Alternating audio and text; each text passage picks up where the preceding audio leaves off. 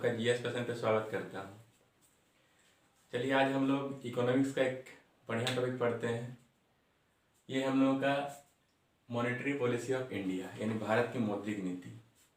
ये बहुत ही important chapter है। इससे रिलेटेड जो टर्म है वो बहुत ही इम्पोर्टेंट होता है और वो बार बार एग्जाम में पूछा जाता है और डेली लाइफ में भी उसका बहुत सारा यूजेज है। लेकिन हम लोग अगर उसको नहीं जानेंगे तो इकोनॉमिक्स पढ़ने में मज़ा नहीं आता है। तो सबसे पहले हम लोग क्या मौद्रिक पॉलिसी का जो इम्पोर्टेंट टर्म है उसके बारे में पढ़ेंगे।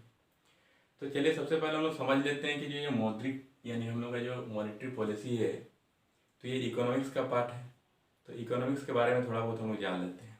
चलिए देखते हैं इकोनॉमिक्स हम लोग का होता क्या है।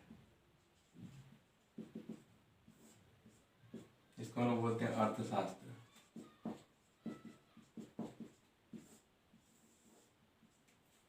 देखिए इकोनॉमिक्स शब्द जो है हम लोगों का वो इकोनोमस शब्द से आया हुआ है। इकोनोमस शब्द से आया हुआ है। किस शब्द से आया हुआ है? इकोनोमस शब्द, जिसका अर्थ होता है होम मैनेजमेंट। होम मैनेजमेंट का मतलब हो गया गृह प्रबंधन। यानी सामान्य तौर पर अगर बोला जाए कि किसी भी देश को चलाने के लिए जो भी व्यवस्था अपनाई जाती है मौद्रिक व्यवस्था, उसको हम लोग किस में पढ़ते हैं? इकोनॉमिक्स में पढ़ते हैं। अब देखिए ये जो इकोनोमस शब्द है ये ग्रीक भाषा का जो शब्द है। अब अर्थशास्त्र आप पढ़िए कि अर्थशास्त्र जैसे कौटिल्य का अर्थशास्त्र या फिर उसी को विष्णुगुप्त का अर्थशास्त्र भी बोला जाता है। तो वो अर्थशास्त्र और यह अर्थशास्त्र दोनों अलग अलग चीज़ है। जो कौटिल्य का अर्थशास्त्र है वो हम लोग का राजनीतिक व्यवस्था से संबंधित है। यानी कोई राजा कैसे बढ़िया से अपना शासन चला सकता है उसके बारे में वर्णन है। लेकिन ये अर्थशास्त्र हम लोग का मौद्रिक नीति से संबंधित है। यानी जितने भी आपका मॉनेटरी पॉलिसी है, जो फिनेंशियल पॉलिसी है, उस सबसे संबंधित है। तो ये जो इकोनॉमिक्स है इसको हम लोग पहले दो भाग में बांटते हैं। एक होता है हम लोग का माइक्रो इकोनॉमिक्स और एक होता है मैक्रो इकोनॉमिक्स। थोड़ा बहुत इसके बारे में जान लेते हैं, इसके बारे में हम डिटेल से बाद में जानेंगे कि माइक्रो इकोनॉमिक्स क्या होता है और मैक्रो इकोनॉमिक्स क्या होता है। सामान्य तौर पर माइक्रो इकोनॉमिक्स, जिसको हम लोग हिंदी में व्यष्टि अर्थशास्त्र बोलते हैं, व्यष्टि अर्थशास्त्र में जैसे मेरा अपना जो खर्च या फिर आपका जो अपना खर्च है, यानी हर एक व्यक्ति के बारे में अगर हम लोग देखें, यानी छोटा चीज़ जैसे मैं अपना जितना आय है और मेरा जितना खर्च है उसके बारे में अगर देखेंगे तो वो हम लोग किसमें पढ़ेंगे? माइक्रो इकोनॉमिक्स में। और अगर पूरे देश का या फिर पूरे राज्य का जो आय व्यय यानी अर्थव्यवस्था के बारे में पढ़ेंगे तो उसको हम लोग किसमें पढ़ेंगे? मैक्रो इकोनॉमिक्स के बारे में। अब देखिए हम लोग का इकोनॉमिक्स को आगे भी बांटा गया है स्वामित्व के आधार पे। किसके आधार पे? स्वामित्व। तो स्वामित्व के आधार पर हम लोग इकोनॉमिक्स को तीन भाग में बांटते हैं। कितने भाग में बांटते हैं? तीन भाग में। सबसे पहला जो हम लोग का होता है वो होता है हम लोग का साम्यवादी अर्थव्यवस्था। क्या होता है? साम्यवादी अर्थव्यवस्था। उसके बाद आता है हम लोग का पूंजीवादी अर्थव्यवस्था और फिर आता है मिश्रित अर्थव्यवस्था। साम्यवादी अर्थव्यवस्था,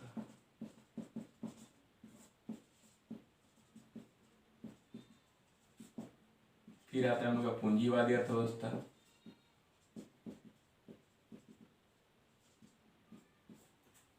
और एक आता है मिश्रित अर्थव्यवस्था।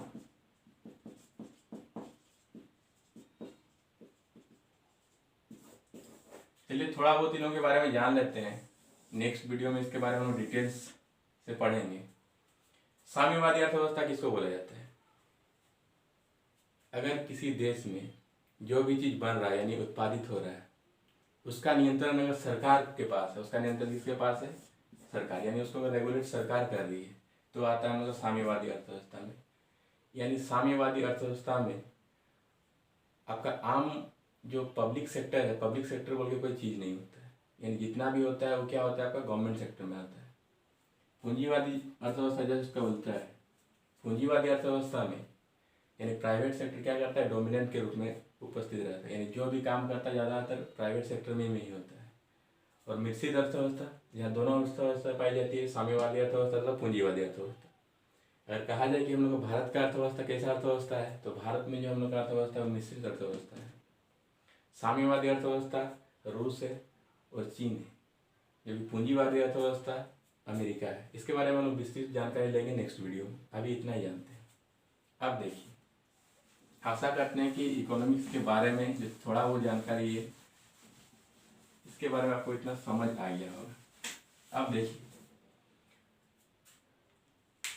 हम लोग जब मॉनेटरी पॉलिसी पढ़ेंगे इंडिया का, तो उसमें एक चीज आता है हम लोग का बैंक का जिक्र होता है। नहीं, बैंक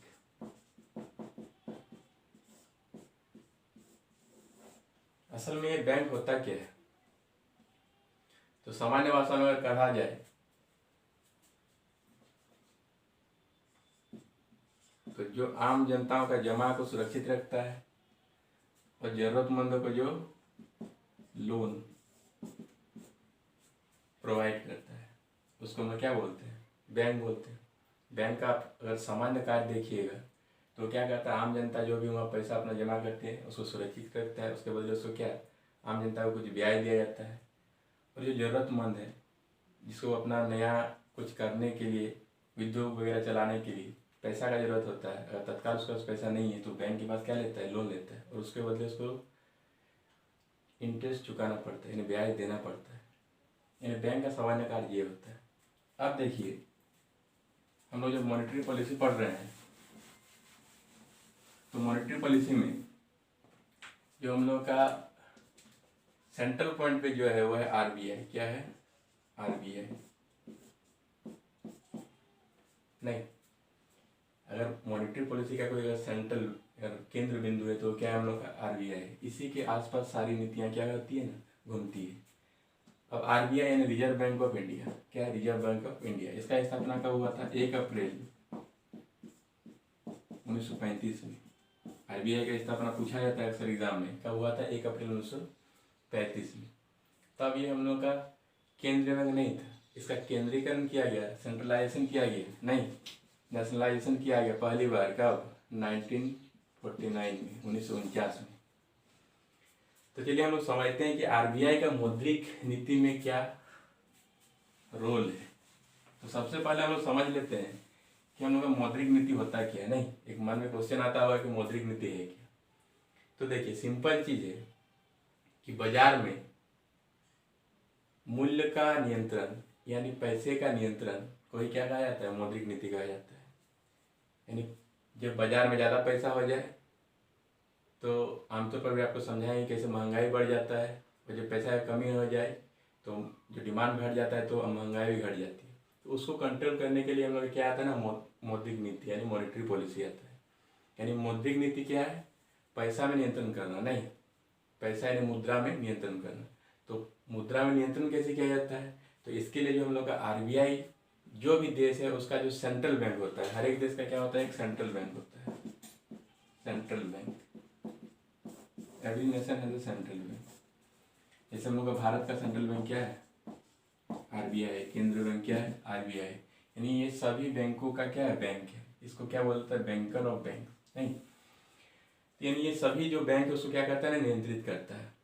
तो ये जो मौद्रिक नीति है मूल्य को क्या करने के लिए, नियंत्रित करने के लिए आरबीआई कुछ कुछ क्या करता है ना, अपना अस्त्र का प्रयोग करता है। और उन सभी अस्त्रों के बारे में हम लोग डिटेल से पढ़ेंगे। सबसे पहले इसमें आता है हम लोग का कि आरबीआई मूल्य को नियंत्रित करने के लिए, किसको नियंत्रित करने के लिए? मूल्य को नियंत्रित करने के लिए, नहीं मूल्य नियंत्रण के लिए ये जो अस्त्र अपनाते हैं उसमें सबसे पहले आता है हम लोग का CRR। क्या आता है? CRR। अब इसके बारे में पढ़ेंगे। इसको बोला जाता है कैश रिजर्व रेशियो। नहीं, क्या बोला जाता है? Cash reserve ratio.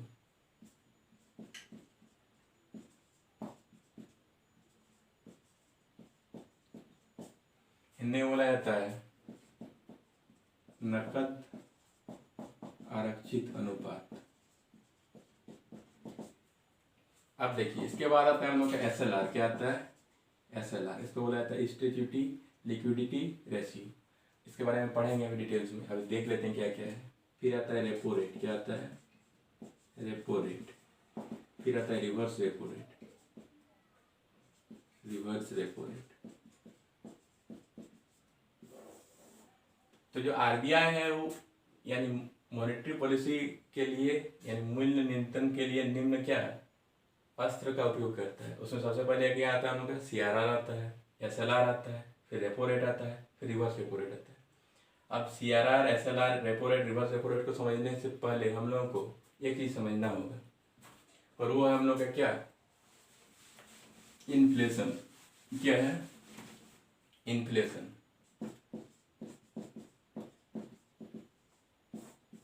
जिसको हम लोग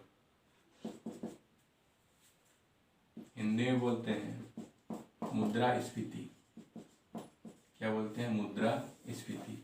आपको मुद्रास्फीति देख के समझ में नहीं आया होगा कि इन्फ्लेशन का मतलब क्या है, लेकिन अगर बोलचाल वाला भाषा में बोलेंगे तो तुरंत समझ जाइएगा। महंगाई क्या होता है? इसका मतलब महंगाई। अब आपको समझ में आ गया कि इन्फ्लेशन का मतलब क्या होता है, महंगाई। अब महंगाई बोलेंगे किसको, इन्फ्लेशन बोलेंगे किसको? अच्छा, इसको समझते हैं। देखिए, अगर बाजार में किसी भी चीज का मूल्य में क्या होता है? वृद्धि होता है। नहीं, बाजार में किसी भी चीज के मूल्य में क्या होता है? वृद्धि होता है। तो सामान्य भाषा में उसी को हम लोग महंगाई बोलते हैं। जैसे आलू आप अभी अगर 10 रुपया किलो खरीद रहे हैं और कल से अगर आलू 15 रुपया किलो हो जाए तो उसके मूल्य में 5 रुपये का वृद्धि हुआ, तो ये क्या हो गया ना हम लोग का? महंगाई। तो इसको हम लोग बोलते हैं इन्फ्लेशन। अब देखिए, इसका क्या इफेक्ट पड़ता है हम लोग का जो डेली मार्केट है, या फिर जो डिमांड है, या फिर जो भी आपका मनी है, आय इनकम है, या फिर जो व्यय है, उसमें क्या है इसका इफेक्ट पड़ता है, उसको हम लोग समझ लेते हैं। चलिए, जैसे हम लोग पढ़ रहे थे कि इन्फ्लेशन के बारे में हम लोग पढ़ लिए, समझ लिए क्या होता है इन्फ्लेशन, तो अब हम लोग आसानी हो जाएगा क्या, आगे जो टॉपिक है यानी मुद्रा, जो Bharat monetary policy of India है, इसको जो आरबीआई कैसे रेगुलेट करता है, अपना किस किस अस्त्र द्वारा रेगुलेट करता है, वो सब समझने में हम लोग को आसानी हो जाएगी। तो सबसे पहले हम लोग पढ़े थे किसके बारे में? जो आरबीआई यूज करता है मौद्रिक नीति में, वो था क्या? हम लोग CRR। क्या था? CRR। इसको हम लोग बोलते थे क्या? Cash reserve ratio. Cash reserve ratio, cash reserve ratio. Hindi में क्या बोला था? नकद आरक्षित अनुपात। अब ये होता क्या है? एकदम आसान चीज है, इसे समझिएगा बढ़िया से। देखिए, जैसे आप गए बैंक अपना पैसा जमा करने के लिए, बैंक के पास मान के चलिए आप 100 रुपया जमा किए। कितना रुपया जमा किए? 100 रुपया जमा किए। ठीक है। अब बैंक का काम हम आपको पहले बता चुके हैं कि उसका काम है क्या? आपका जमा को स्वीकार करना और दूसरे को लोन देना। अब क्या करेगा ना बैंक कि मान के चलिए कि 100 रुपया है, तो कोई दूसरा आएगा तो उसको 100 रुपया ही लोन दे देगा। ठीक है, 100 रुपया लोन दे दिया। अब मान के चलिए कि लोन लेने वाला विजय माल्या था। कौन था? विजय माल्या, यानी भगोड़ा। और ये 100 रुपया लेके क्या हो गया ना? भाग गया। अब बैंक के पास पैसा बचा कितना? 1 रुपया नहीं। अगर आप कल फिर अपना पैसा निकालने जाइएगा तो बैंक आपको क्या देगा? वापस लौटाना पड़ेगा। तो फिर ये बैंक का कोई अस्तित्व ही नहीं रहेगा। इस कारण आरबीआई क्या करता है ना, कि बैंकों को बोलता है कि तुमको जितना जमा पैसा मिलता है, यानी जमा के रूप में जितना पैसा मिलता है, उसका एक हिस्सा नहीं, एक पार्ट आरबीआई के पास क्या करना होगा? जमा करना होगा। समझ में आ गया CRR क्या होता है? यानी बैंकों को जमा किया हुआ पैसा का, यानी जो आम जनता पैसा बैंक में जमा करती है, उसका एक पार्ट किसको जमा करना पड़ता है? आरबीआई के पास जमा करना पड़ता है। उसी को हम लोग क्या बोलते हैं? कैश रिजर्व रेशियो, यानी CRR। अब देखिए, ये रेट अगर आरबीआई तय करता है कि 4%, यानी अगर आप 100 रुपया जमा स्वीकार करते हैं तो उसका 4%, 4 रुपया आपको आरबीआई के पास क्या करना होगा? जमा करना होगा। किसके पास जमा करना होगा? आरबीआई के पास जमा करना होगा। यानी अब आपके पास बचेगा कितना? तो 100 - 4 यानी बचेगा कितना? 96 रुपया। अब इस 96 रुपया को आप लोन के तौर पे दे सकते हैं, लेकिन अभी नहीं दे सकते। आगे जब हम SLR पढ़ेंगे तो आप देखिएगा कि इसमें भी और कटौती होगी। चलिए अभी इसको समझते हैं। यानी आपको आरबीआई के पास कितना रुपया जमा करना पड़ा? 4 रुपया, अगर 4% रेट है तो। अब देखिए, जो बैंक है वो तो अपना 4 रुपया किसको जमा कर दिया? आरबीआई के पास जमा कर दिया। लेकिन बैंकों को इन 4 रुपया के बदले कोई इंटरेस्ट नहीं मिलता है। यानी बढ़िया समझिएगा, ये क्वेश्चन पूछा हुआ क्वेश्चन है कि CRR के बदले यानी कैश रिजर्व रेशियो, जो कि बैंक आरबीआई के पास अपना कुछ हिस्सा क्या करता है? जमा करता है, उसके बदले उसको कोई भी इंटरेस्ट नहीं मिलता है। कोई भी इंटरेस्ट नहीं मिलता है। समझ में आ रहा है कि नहीं? ये पूछा हुआ क्वेश्चन है, यूपीएससी का है। फिर देखिए कांड 2018 वाला यूपीएससी, सॉरी 2017 वाला पेपर में क्वेश्चन आया था कि क्या सीआरआर 100% हो सकता है? सीआरआर 100% हो सकता है, ये क्वेश्चन था कि क्या सीआरआर 100% हो सकता है। यानी 100% का मतलब समझिएगा बढ़िया से कि बैंक के पास मान के चलिए आप जमा किए 100 रुपये, आप कितना जमा किए? 100 रुपये, और आरबीआई बोले कि 100 रुपया पूरे हमको क्या करना है? देना है। यानी तुम अपने पास 0 रुपया रखेगा, 1 रुपया नहीं रखेगा। यानी जितना तुम्हारे पास जमा होता है सब किसके पास देना है? यानी आरबीआई को जमा करना है 100%।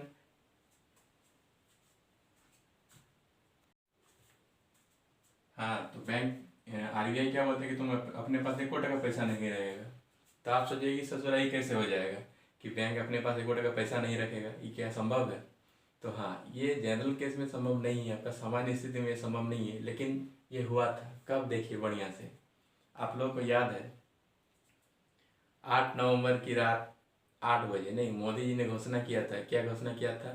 कि आज से 500 और 1000 रुपया के नोट, जो पुराने नोट है, वो क्या चलने बंद हो जाएंगे। तब आरबीआई क्या बोला था बैंकों को कि तुम अपने पास, यानी तुम्हारे लिए जो अभी क्या है ना, जो सीआरआर है वो कितना परसेंट है? 100% है। यानी तुम लोगों के पास जितना क्या आएगा ना, पैसा आएगा, सबको क्या करना होगा? तुमको जमा करना होगा आरबीआई के पास। तो ये सामान्य केस में संभव नहीं है, लेकिन एक्सेप्शनल केस में अगर कोई ऐसा क्या बोलते हैं क्रिटिकल कंडीशन आता है, उस समय सीआरआर को कितना परसेंट कर दिया जाता है? 100%। और ये हुआ था, कब हुआ था? जब हम लोग का क्या हुआ था ना, जो नोटबंदी हुआ था, नहीं 8 नवंबर, कितना? 8 बजे से। ये सबको याद होगा क्योंकि उस टाइम बहुत ज़्यादा दिक्कत हुआ था लोगों को। तो ये पूछा हुआ क्वेश्चन है 2017 यूपीएससी का कि क्या सीआरआर 100% हो सकता है? तो हाँ, हो सकता है। नहीं, लेकिन सामान्य स्थिति में नहीं, कोई विशेष स्थिति में ही हो सकता है। अब बात आता है कि सीआरआर, यानी जो सीआरआर, इससे ये भी क्वेश्चन पूछा हुआ है कि सीआरआर जो होता है ये किस फॉर्म में आरबीआई को बैंक पैसा देता है? तो कैश के फॉर्म में, या गोल्ड के फॉर्म में, या फिर जो गवर्नमेंट सिक्योरिटी है उसके फॉर्म में? नहीं, अब एक एक के बारे में हम समझते हैं। कैश यानी नगद पैसा, गोल्ड यानी आपको समझ में आ रहा है कि सोना के रूप में, और जो आपको बोले थे अभी गवर्नमेंट सिक्योरिटी, ये सरकारी प्रतिभूति, ये हम लोग बाद में समझेंगे, खाली इसके बारे में थोड़ा सा समझ लीजिए। क्या करता है ना, सरकार आरबीआई को आदेश देता है कि जब बाजार में बहुत सारा पैसा आ जाता है तो बोलता है कि बाजार से पैसा को निकाल के यहाँ लाओ, यानी बैंक में लाओ, आरबीआई में लाओ। तो क्या करता है सरकार, आरबीआई को आदेश देता है कि तुम सरकारी प्रतिभूति बेचो। यानी सरकारी प्रतिभूति कागज होता है, उसमें लिखा हुआ रहता है कि ये 1 लाख रुपये का है, और इतने अवधि के लिए, मान के चलिए कि 2 साल के लिए अगर इसको आप खरीदते हैं तो आपको इसमें 2 साल बाद 1.5 लाख रुपया मिलेगा, मान के चलिए, ऐसे बोला जाता है। तो ये होता है सरकारी प्रतिभूति। तो ये जो सीआरआर है, आपका ऑप्शन रहेगा पहला कि सीआरआर किस रूप में होता है? पहला कैश के रूप में या नगद के रूप में, ऑप्शन दूसरा रहेगा नगद और सोना के रूप में, ऑप्शन तीसरा रहेगा नगद, सोना और सरकारी प्रतिभूति यानी गवर्नमेंट क्या सिक्योरिटी के रूप में, और डी रहेगा इनमें से कोई नहीं। तो हमेशा याद रखिएगा जो सीआरआर होता है वो आपका नगद पैसा ही होता है, यानी आपको कैश देना पड़ता है, कैश के रूप में क्या करना पड़ता है? जमा करना पड़ता है। ये समझ में आ गया होगा आप लोगों को। आप देखिए सीआरआर का क्या इफेक्ट पड़ता है हम लोग का जो मार्केट है या फिर जो डेली लाइफ में, बढ़िया समझिएगा। मान के चलिए कि जो हम लोग का बैंक है यानी आरबीआई है, वो अगर सीआरआर का रेट मान के चलिए कि अभी 4% था, और 4% से बढ़ा के इसको कर दिया गया 20%। कितना परसेंट कर दिया गया? 20%। यानी पहले अगर बैंकों को अगर आप 100 रुपया जमा करते थे तो 4 रुपया किसको देना पड़ता था? आरबीआई को जमा करना पड़ता था।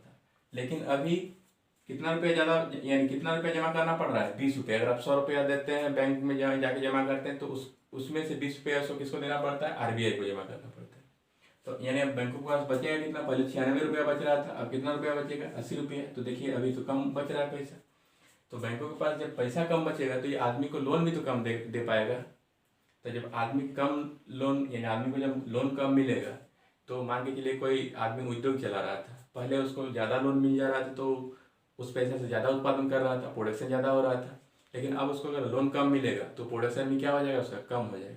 अगर मान के चलिए कि प्रोडक्शन कम हो जाता है, यानी तब हम लोग का क्या हो जाएगा ना, मार्केट में जो सप्लाई है, किसका सप्लाई, जो वस्तु का सप्लाई है, नहीं, वस्तु का जो सप्लाई है, आपूर्ति है, वो क्या हो जाएगा, घट जाएगा। उत्पादन कम होगा तो जनरली आपूर्ति घट ही जाएगा, क्योंकि डिमांड तो घटेगा नहीं, डिमांड तो वही है, सिर्फ आपका आपूर्ति घटा है ना, सप्लाई घटा है। अब देखिए, मान के चलिए कि पहले कोई व्यक्ति 5 आम बेचता था, लेने वाला 4 व्यक्ति था। आम कितना था, 5, लेकिन लेने वाला व्यक्ति कितना था, 4, यानी आम का डिमांड क्या था ना, कम था। देखिए तो 4 व्यक्ति और 5 आम है, यानी डिमांड कम। अब क्या हो गया ना, 2 आम है और 4 व्यक्ति है। कितना आम है, 2 आम है और 4 व्यक्ति है। देखिए सप्लाई जब घट गया, लेकिन डिमांड तो नहीं घटा है, तो देखिए तब क्या होगा, यहाँ तो डिमांड अपने आप क्या हो गया, डिमांड वही है, लेकिन इसका डिमांड अपने आप क्या हो गया, बढ़ गया। क्या हो गया, अपने आप बढ़ गया, क्योंकि इसका संख्या क्या हो गया, घट गया। तो ये क्या करेगा ना, अब मान के चलिए 2 ही आम और लेने वाला व्यक्ति 4 है, तो ये क्या करेगा, अपना जो वस्तु का कीमत है, नहीं प्राइस है, उसको क्या कर देगा, बढ़ा देगा। अगर वस्तु का कीमत बढ़ गया तो क्या बढ़ गया, आपका इन्फ्लेशन, यानी महंगाई बढ़ गई। तो देखिए अगर सीआरआर हम लोग का, सीआरआर हम लोग क्या देखे कि यदि हम लोग का सीआरआर बढ़ता है, सीआरआर क्या होता है, हम लोग का बढ़ता है, तो जो महंगाई है, जिसको हम लोग इन्फ्लेशन बोलते हैं, नहीं इन्फ्लेशन, महंगाई, ये भी क्या होती है, हम लोग का बढ़ती है। यानी सीआरआर का डायरेक्ट इफेक्ट किसके ऊपर पड़ता है, महंगाई के ऊपर पड़ता है। सेम इसका ऑपोजिट भी होगा, अगर सीआरआर घट जाएगा तो महंगाई भी क्या हो जाएगी, घट जाएगी। ये आप लोग समझते होंगे बढ़िया से। तो आशा करते हैं कि आप लोग सीआरआर के बारे में बढ़िया से समझ गए होंगे। अब हम लोग थोड़ा इसी का भाई है एसएलआर, क्या है एसएलआर, उसके बारे में समझ लेते हैं। चलिए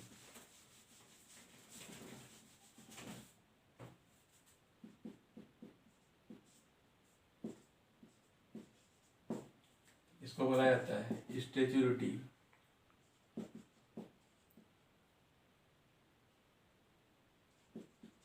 स्टैच्यूरिटी लिक्विडिटी रेशियो। अब देखिए स्टैच्यूरिटी लिक्विडिटी रेशियो, संवैधानिक तरलता अनुपात क्या होता है। तो सबसे पहले हम लोग जो इकोनॉमिक्स जब पढ़ रहे हैं, तो जो लिक्विडिटी है, जो तरलता है, इसके बारे में समझते हैं कि तरलता क्या होता है। तरलता का मतलब होता है कि आपके पास पैसा का अपार होना, यानी आपके पास बहुत अधिक संख्या में क्या हो जाना, पैसा हो जाना, यानी आपके पास पैसा बहुत ज़्यादा हो जाना, ये क्या होता है, तरलता होता है। जब मार्केट में तरलता ज़्यादा होती है, यानी मार्केट में पैसा क्या होता है, बहुत ज़्यादा होता है। और जब मार्केट की तरलता घट जाती है, यानी वहाँ पैसा भी क्या हो जाता है, घट जाता है। अब देखिए तरलता कैसे इफेक्ट करता है, बढ़िया समझिएगा। अगर मार्केट में पैसा बहुत ज़्यादा आ जाता है, तो जो पैसा का परचेजिंग पावर है, परचेजिंग पावर ऑफ मनी, वो घट जाता है। इसको बढ़िया समझिएगा कैसे घट जाता है। हम लोग तरलता से लाए हैं क्या, मनी को कोरिलेट कर रहे हैं, यानी पैसा को कोरिलेट कर रहे हैं कि जब तरलता बढ़ जाता है तो पैसा क्या होता है, हम लोग का मार्केट में बढ़ जाता है। जब पैसा बढ़ जाता है तो पैसा का जो परचेजिंग पावर है वो कैसे घट जाता है, देखिएगा। मान के चलिए आपके पास पहले 50 रुपया था, कितना रुपया था, 50 रुपया था, और इससे आपको अपना घर भी चलाना था, और जो भी आपका जो इंटरटेनमेंट का चीज़ है उसको भी यूज़ करना था। तो 50 रुपया में से आपको घर चलाने के लिए मान के चलिए कि 40 रुपये घर चलाने में खर्च हो जाता था, तो आपके पास बचा कितना, 10 रुपया। इसी 10 रुपया से आप मनोरंजन वाला सामान, जैसे हो गया गाड़ी में चढ़ना, फिल्म देखना, जो भी वो सब करते थे। अब मान के चलिए कि आपके पास पैसा हो गया 100 टका, कितना हो गया, 100 टका। तो घर चलाने के लिए मान के चलिए कि आपका 40 रुपये ही खर्च होता है, बचा कितना आपके पास, 60 रुपया। अगर आपके पास 60 रुपये पैसा बचता है, यानी इंटरटेनमेंट करने के लिए आपके पास 60 रुपये पैसा बचा है, तो आप मनमर्जी कीजिएगा, जहाँ मन होगा। जैसे जब आप 2 रुपये का आइसक्रीम पहले खरीद के खाते थे, तो आप खाइए कितना वाला, 20 वाला चोकोबार खरीद के खाइएगा, नहीं। यानी देखिए ये भी होता है कि पहले मान के चलिए कि आप 2 रुपये का आइसक्रीम भी लेते थे, तो उसमें भी तोल मोल करते थे कि ये इसका 2 रुपया ले लीजिएगा, 1 रुपया कम लीजिए। लेकिन जब आपके पास पैसा ज़्यादा रहता है तो कोई बात नहीं, अगर 20 बोलता है तो आपको बख्शिश के तौर पे 21 भी दे देते हैं पैसा, कि चलो 1 रुपया खाओ, कोई बात नहीं। इसको हम लोग दूसरे तौर पर भी समझ सकते हैं। देखिए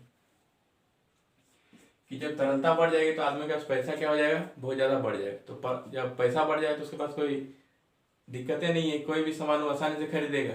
जब सामान आसानी से खरीदेगा तो जो सेलर है वो क्या करेगा ना, अपना दाम, जो सामान का प्राइस है वो क्या कर देगा, बढ़ा देगा। और जब सामान का प्राइस बढ़ जाएगा यानी महंगाई बढ़ जाएगी, बढ़ेगी नहीं। तो देखिए तरलता हम लोग को कहाँ से रिलेट कर रहा है, महंगाई से। कहाँ से रिलेट हो रहा है, महंगाई से। नहीं, यानी अगर हम लोग का तरलता बढ़ता है तो महंगाई यानी इन्फ्लेशन भी क्या होगा, बढ़ेगा। इसका इफेक्ट हम लोग को देखने को मिला था वेनेजुएला में। कहाँ देखने को मिला था, वेनेजुएला में क्या हुआ था कि एक, आप सुन के विश्वास नहीं होगा कि एक ब्रेड का जो प्राइस था, नहीं, एक जो ब्रेड का प्राइस था वो 1 लाख रुपया हो गया था। कितना लाख हो गया था, 1 लाख रुपया बढ़ के हो गया था। ये किसके कारण हुआ था कि वहाँ जो बाजार में है बहुत सारा पैसा आ गया। तो बाजार में बहुत सारा पैसा आया कहाँ से था, तो इसको समझिए। वेनेजुएला का जो सरकार था वहाँ पैसा का कमी हुआ था, तो वो क्या किया था ना, जो पैसा छापने वाली मशीन है उससे पैसा तो बहुत सारा छाप लिया, लेकिन पैसा छापने पर क्या होता है ना, उतनी ही मात्रा में उसको अपने पास गोल्ड यानी सोना क्या करना पड़ता है, एकत्रित करना पड़ता है। लेकिन उसने वो नहीं किया, सिर्फ पैसा छाप दिया, यानी मार्केट में पैसा बहुत ज़्यादा बढ़ गया, यानी आदमी के पैकेट में बहुत ज़्यादा पैसा आ गया। तो जब एक केक पहले जो 10 रुपये में बिकता था उसको खरीदने के लोग 1 लाख रुपया देने के लिए भी क्या हो गया, तैयार हो गया। पैसा का तो कमी था नहीं, इसलिए वहाँ महंगाई इतना ज़्यादा बढ़ गया था। अब देखिए हम लोग पढ़ रहे थे क्या, एसएलआर के बारे में। किसके बारे में पढ़ रहे थे, एसएलआर के बारे में। तो इसको समझते हैं। पहले पढ़े हम लोग सीआरआर के बारे में। ये क्या होता था हम लोगों को कि जो भी आम जनता बैंकों के पास अपना पैसा जमा करती थी उसका एक निश्चित मात्रा किसको देना पड़ता था, आरबीआई को। किसके तौर पे देना पड़ता था, कैश के तौर पे। ये याद रखिएगा, कैश छोड़ के और कोई भी उसका रूप में उसको एक्सेप्ट नहीं किया जाएगा, ओनली कैश ही चाहिए उसके लिए। अब हम लोग बात करते हैं एसएलआर के। एसएलआर क्या होता है कि मान के चलिए कि सीआरआर हम लोग का 4% था, तो उसको 100 में से 4 रुपया आरबीआई को क्या करना पड़ा, जमा करना पड़ा। अब एसएलआर मान के चलिए कि 20% है, तो एसएलआर में जो पैसा आता है वो उसको आरबीआई को देना नहीं पड़ता है, उसको अपने पास बॉक्स में उसको लॉक करके रखना पड़ता है। यानी 100 रुपया अगर कोई व्यक्ति जमा करता है तो उसका 20% यानी 20 रुपया अपने पास क्या करना पड़ता है, सुरक्षित रखना पड़ता है। उसको यूज नहीं कर पाएगा। उसको कब यूज कर पाएगा, जब क्रिटिकल सिचुएशन आएगा, नहीं आकस्मिक अवस्था में ही उसको यूज कर पाएगा। जैसे सामान्य तौर पर उस 20 रुपया को यूज नहीं कर पाएगा। जैसे बोले थे कि मान के चलिए कि कोई भगोड़ा बैंक से पैसा लेके क्या हो गया, भाग गया, जैसे विजय मल्ला जैसा। तब जब बैंक को पैसा की जरूरत होता है तो वो कहाँ से निकालता है, एसएलआर से अपना पैसा निकालता है। और जो अपना मौद्रिक नीति उसको क्या करता है, कंट्रोल करता है। तो आशा करते हैं कि आप लोग एसएलआर के बारे में भी समझ में आ गया। जैसे हम लोग का सीआरआर बढ़ने से इन्फ्लेशन बढ़ता था, सेम वैसे ही एसएलआर बढ़ने से भी इन्फ्लेशन क्या होगा, बढ़ेगा। यानी सीआरआर और एसएलआर लगभग एक ही चीज़ है, लेकिन इसका अर्थ अलग अलग है। सीआरआर का मतलब होता है कि जमा पैसा का जो हिस्सा हम लोग यानी बैंक आरबीआई को जमा करता है वो हो गया सीआरआर। और जो पैसा जमा पैसा का जो एक निश्चित मात्रा अपने पास सुरक्षित रखता है वो हो गया क्या, हम लोग का एसएलआर। आशा करते हैं कि ये आपको बढ़िया समझ में आया हो। तो चलिए आगे जो रिवर्स रेपो रेट है या फिर जो बैंक रेट है उसको हम नेक्स्ट वीडियो में समझते हैं। तब तक के लिए धन्यवाद।